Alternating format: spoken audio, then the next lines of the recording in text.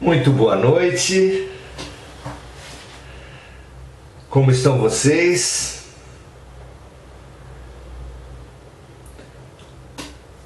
Hoje estou experimentando uma nova câmera com uma nova captação de som. Espero que a gente consiga resolver o nosso problema. Algumas pessoas vinham se queixando da qualidade do som. Vamos ver se assim a gente consegue melhorar a imagem e melhorar o som. Aguardo o retorno de vocês. Vou perguntar novamente depois. Então, sejam todos muito bem-vindos. É uma alegria estarmos juntos novamente. Esse nosso exercício é realmente muito produtivo, muito prazeroso. É uma confraternização em todos os sentidos. No sentido de festa, no sentido de alegria e no sentido de nos fazermos irmãos. Fraterno é irmão e confraternizar é fazermos-nos mutuamente irmãos.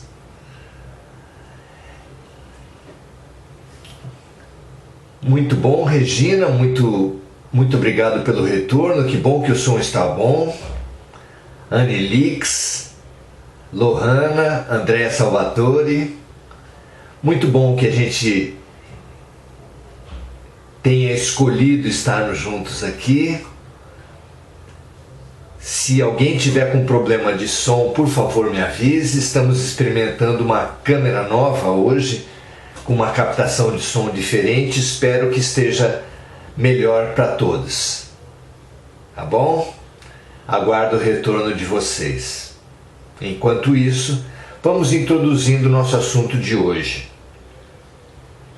Há uns 2 encontros atrás, nós trouxemos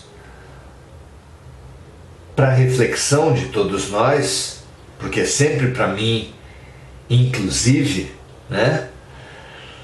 Trouxemos a reflexão a respeito da atitude fundamental para a nossa elevação espiritual. Ah, que bom, Andréia. Muito obrigado pelo retorno. Qual a atitude fundamental para a nossa evolução espiritual, que serve, é claro, para todos nós aqui, e depois para o nosso transbordamento, para a nossa prestação de serviços para a humanidade toda?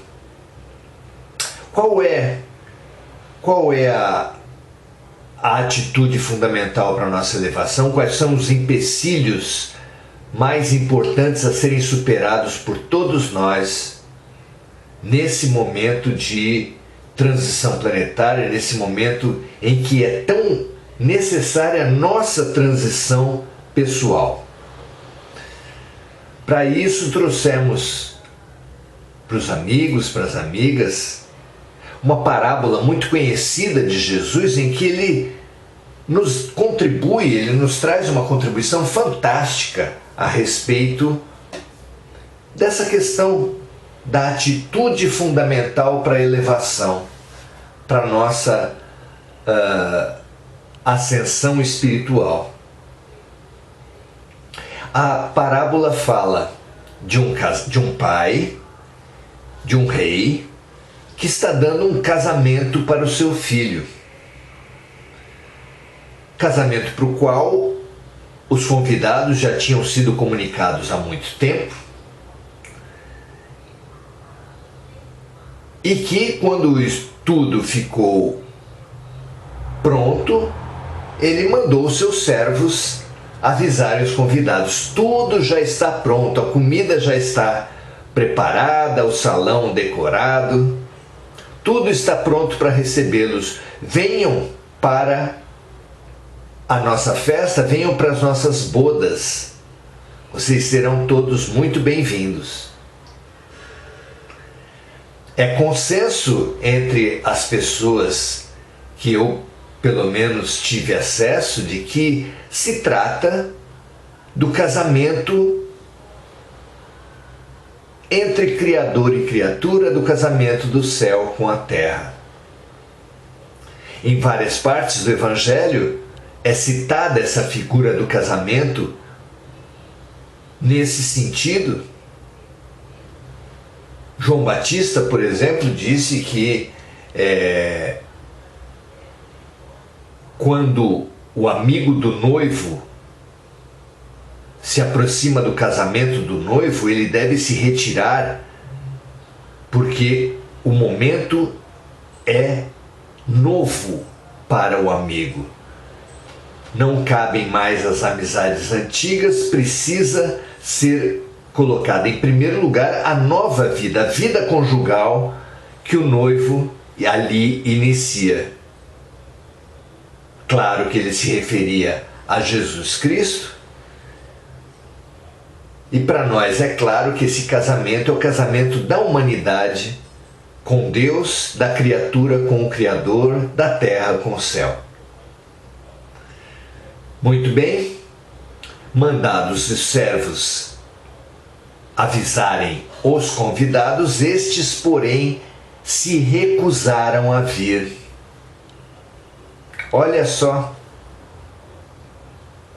nós, os convidados, nos recusamos a vir, a comparecer para a grande festa de religação da criatura, de harmonização. Como é que pode isso, não é? Por que nós, apesar de tão longamente, tão insistentemente chamados pelo céu para nos integrarmos ao projeto de Deus,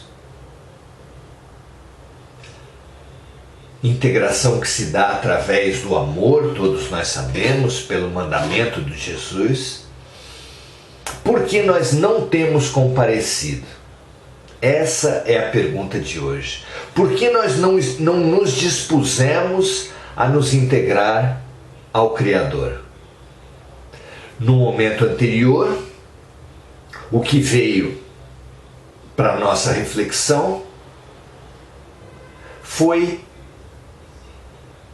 a desculpa, a alegação para não comparecer ao casamento da parte daquele convidado foi que tinha comprado juntas de boi, 5 juntas de boi, e portanto precisava testá-las no campo, não podia comparecer. Nós ali fizemos uma comparação com outros equipamentos tão importantes para o nosso tempo como para aquele tempo eram as juntas de boi. Hoje, muitas pessoas, legiões, são fascinados, dependentes, obcecados por tecnologias, por equipamentos, e em nome desses meios deixam de lado a questão central dos fins. Lembramos naquele tempo que os meios não podem ser mais importantes que os fins. Não é pelo veículo que se sabe se uma pessoa chegará ao seu destino. Da forma como se conduz a humanidade, parece que é.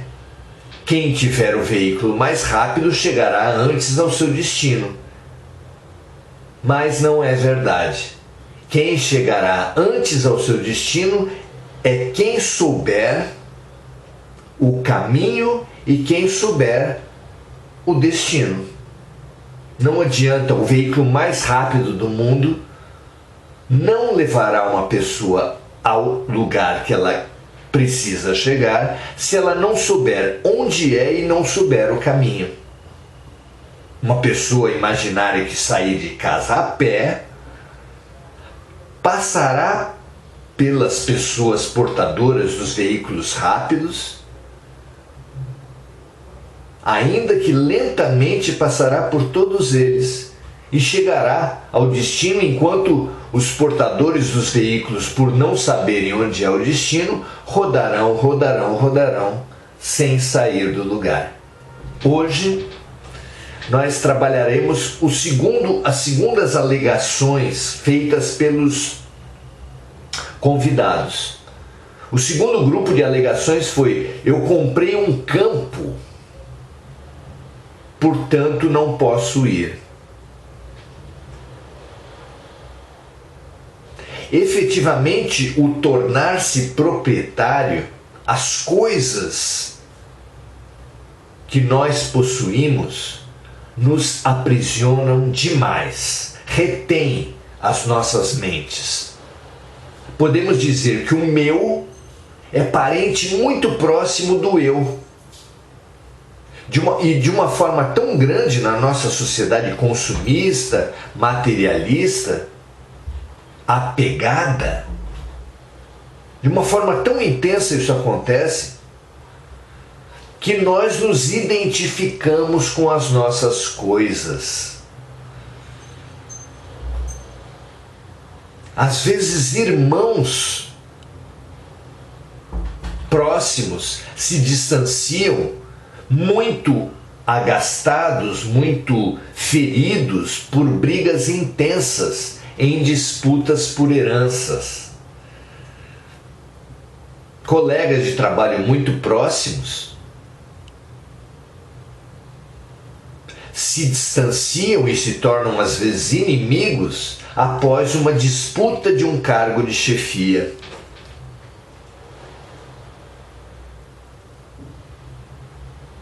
As nossas relações, os nossos afetos, os nossos amores, que deveriam ser a nossa grande prioridade, pela revelação de Jesus, o amor é o sentido da vida, é a nossa grande prioridade, ficam nossos afetos, nossos amores em segundo plano em relação às coisas. São as coisas que dirigem nossas vidas, dirigem inclusive os nossos afetos. A ponto de, na parábola de Jesus, a criatura, o ser, chamado a essa ligação fundamental com Deus,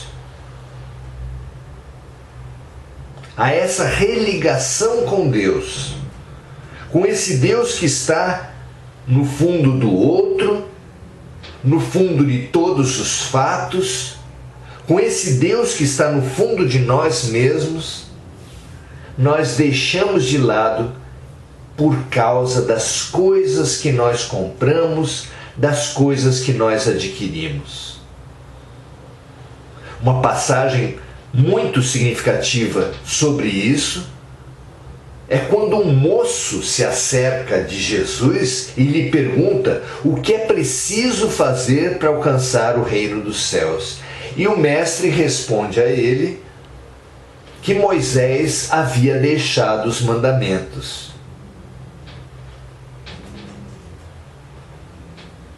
E esse jovem rico responde a Jesus que desde pequeno tem cumprido rigorosamente todos os mandamentos de Moisés.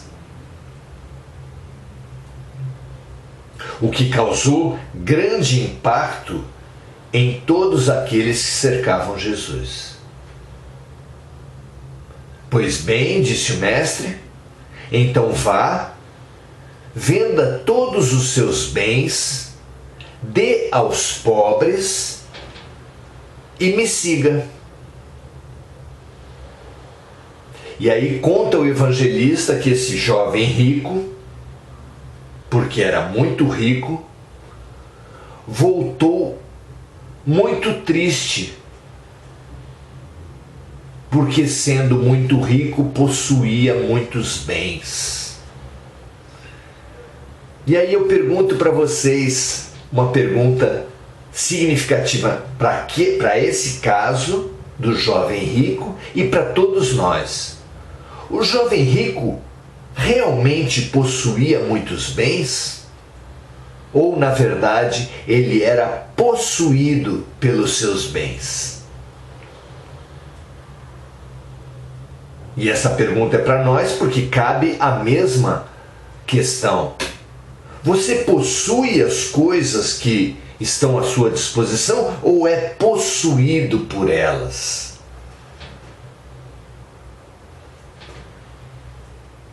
Porque pelos nossos amores, nós mudamos nossos planos, nossas disposições, mudamos nossas situações. Por um filho, por uma doença de um idoso da nossa casa, por uma pessoa que esteja em sofrimento, seja ou não seja do nosso sangue, claro que nós devemos mudar nossos planos, alterar nossas posições, mas tem muita gente que altera suas posições, que dirige a sua vida, que tem como referência para tomar as suas decisões as coisas que ela possui. E vou falar para vocês que desde pequeno nós somos treinados a dirigirmos-nos pelas coisas. Ainda crianças inconscientes, os bebês ouvem, sem entender, é claro, mas ouvem seus pais conversando sobre a necessidade de obter um padrinho, um bom padrinho para o seu filho. E nessa hora de escolher um bom padrinho, como em todas as horas das nossas vidas, os dois paradigmas fundamentais se oferecem para a decisão daqueles pais, como para todas as nossas decisões. Bom padrinho, boa madrinha é aquela que gosta de criança, é aquela que estará disponível, é aquele que estará disponível para nos substituir no caso de necessidade. Quase sempre nós escolhemos bons padrinhos pelo critério do dinheiro, pela força econômica daquela pessoa, daquele homem e daquela mulher. E outras decisões se sucedem na vida de uma criança e novamente os dois critérios se apresentam. Quando ela começa a escolher amigos, e para escolher bons amigos,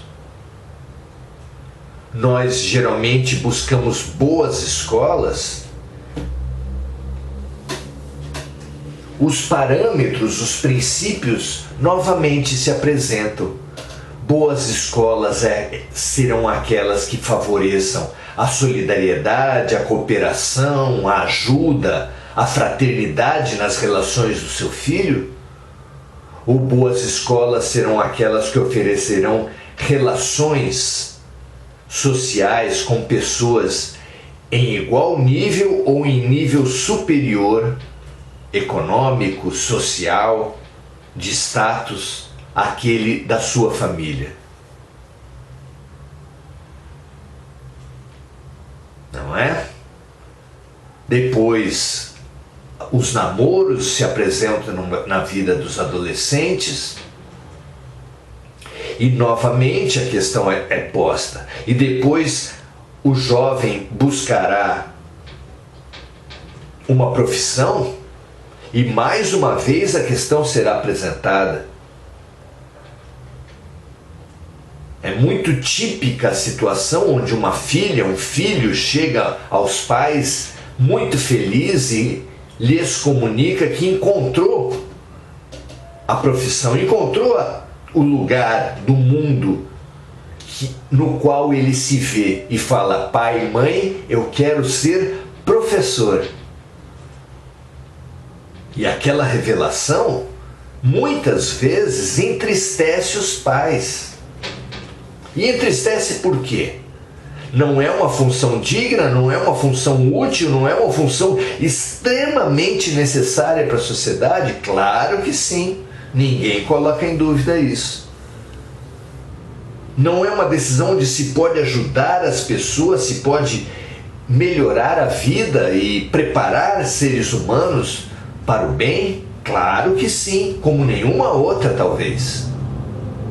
Então por que se entristecer diante da comunicação de um filho que comunica a decisão de querer ser professor?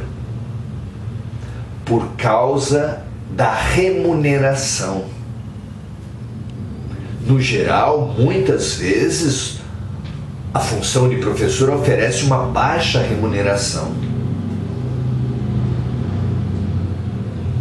E mais uma vez os padrões vão se apresentando para as pessoas, pois agora que nós precisamos fazer a nossa transição, a nossa transformação, a nossa reforma interior, mais do que nunca, para nos habilitar à reforma, à mudança, à transformação que o planeta está fazendo, passando de expiação e provas para mundo de regeneração, nós mais uma vez temos que decidir da mesma forma, entre o amor e o egoísmo, entre a fraternidade e o orgulho, entre as coisas e o coração. Pense muito bem, meus amigos. Pensemos todos nós muito bem nesses dois parâmetros como balizas orientadoras de todas as nossas decisões.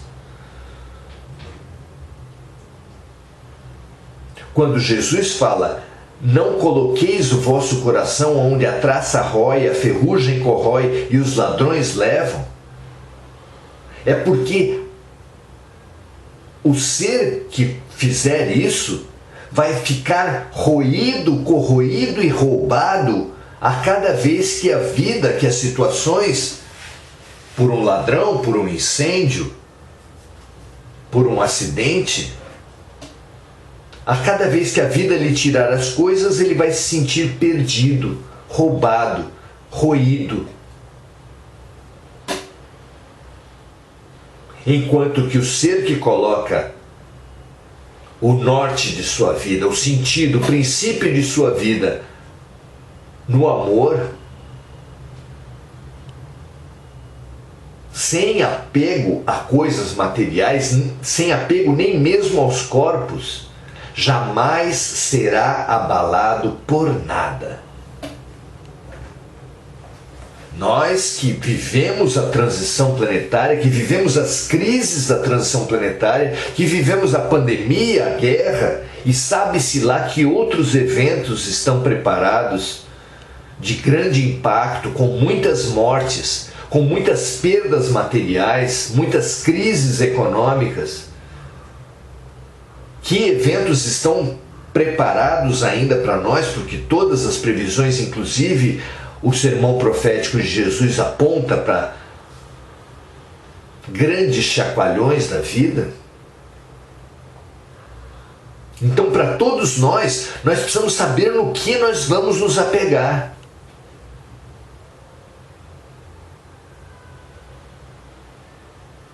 Como marinheiros que, diante de um navio, numa tempestade que joga muito para um lado e para o outro, aqueles que se apegarem em coisas móveis, como uma corda,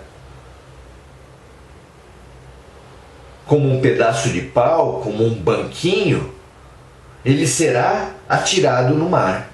Aquele que se apegar em coisas fixas, ele se manterá no barco.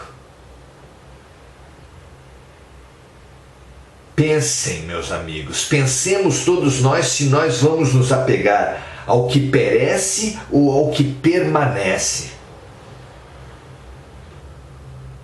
Investigando seus armários, suas coisas, pense se elas são realmente necessárias ou se você estará se deixando, se submetendo às necessidades da publicidade, do meio social, das influências das pessoas.